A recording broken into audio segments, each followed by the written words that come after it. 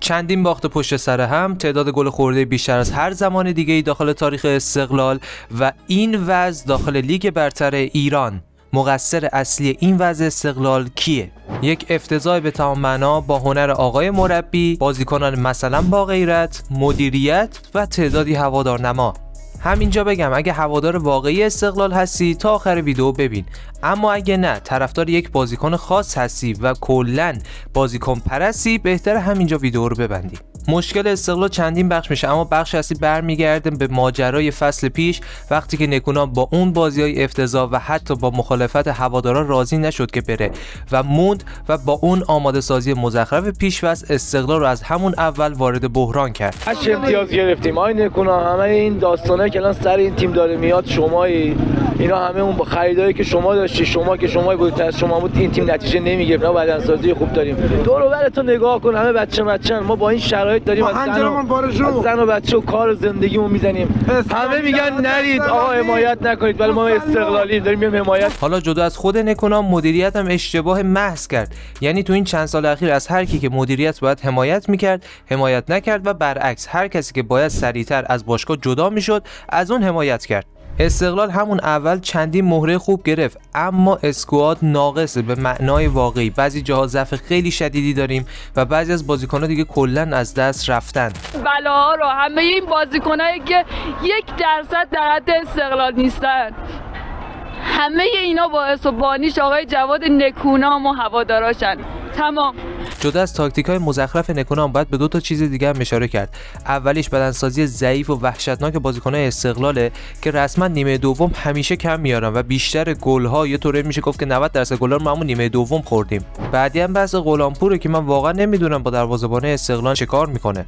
مثل سکوها من نمیخوام بگم که بازیکن استقلال بی غیرتن، اما 100% اینو میگم که ارزش پیراهنی که تنشونه رو نمیدونن و در حتی یه دونه تیم لیگ یکی هم نمیتونن به صورت فردی کار بکنن. از همون خط دروازه حسینی که از روی کورنر گل میخوره، از روی کورنر گل به خودی میزنه، یهو چند تا توپ فوق العاده رو میگیره که هیچکس تو ایران نمیتونه بگیره.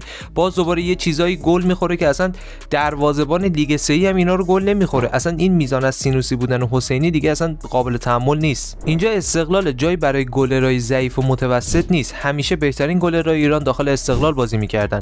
آقای حسینی اگه واقعا ارزش این پیراهن رو میدونی، ارزش این شماره 1 رو میدونی، به روزای خوبت برگرد و اینقدر کارهای سینوسی انجام نده و اینقدر با این سوتیات رو مخ هوادار راه نرو.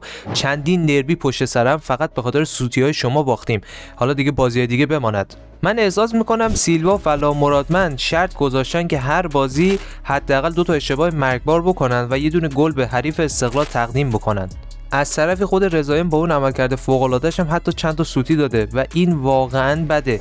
1-2 تا از بازیکن وسط زمین و تمام کسایی که اون جلو بازی میکنن هم که رسما سوهان روح، یعنی واقعا دیگه هوادار تحمل این حجم از بی‌دقتی رو نداره. حالا چه چیزی باعث میشه که امثال نکونام و بازیکنانی که کم کاری کردن اینقدر پرروگری بکنن؟ به خاطر هوادارنماهای عزیز، کسایی که اسما طرفدار استقلالن اما در واقع طرفدار بازیکن و سرمربیان. یعنی اون سرمربی یا اون بازیکن هر کاری بکنه اونا بهترینن و هر کی هم انتقاد بکنه اونا آدم بدن. دوستان هوادار استقلال باشید، نه بازیکن و شخص. من هم بازیکن حال و سابق استقلال رو دوست دارم، اما اونهایی که حاشیه رو ول میکنن و تمام تلاششون رو میکنن و غیرت میذارن روی لباسی که پوشیدن، نه کسایی که میخوان زیرابی برن یا ارزش این پیراهن رو نمیدونن. باید درست انتقاد بشه، نه اینکه هر چقدر گند بزنن بگن فدا سرت سال پیش خوب بودی پس امسال حق داری خراب بکنی. خب این چه دلیل و منطقیه؟ نه وجدانا چه دلیل و منطقیه آخه؟ با این حجم کمکاری و سوتی ها باشگاه واقعا باید چند تا از این بازیکن‌ها رو جریمه سنگین بکنه تا حساب کار دستشون بیاد.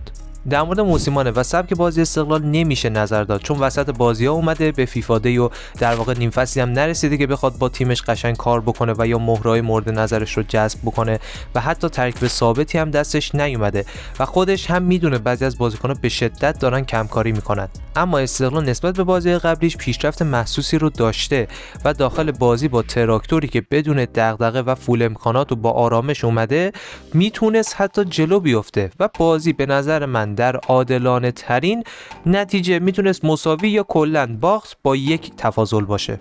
موسیمانه حتی داخل مسابقه‌اش هم نشون داده که چقدر مصممه و غیرتش نسبت به استقلال از خیلیای دیگه بیشتره. individual mistakes. وقتی یه تیم بزرگی مثل استقلال از مشکلات فردی از در واقع آسیب می‌بینه و ناراحت کننده است. بازی با الهلال هم انتظاری نیست، ولی امیدواریم به معجزه‌های فوتبال.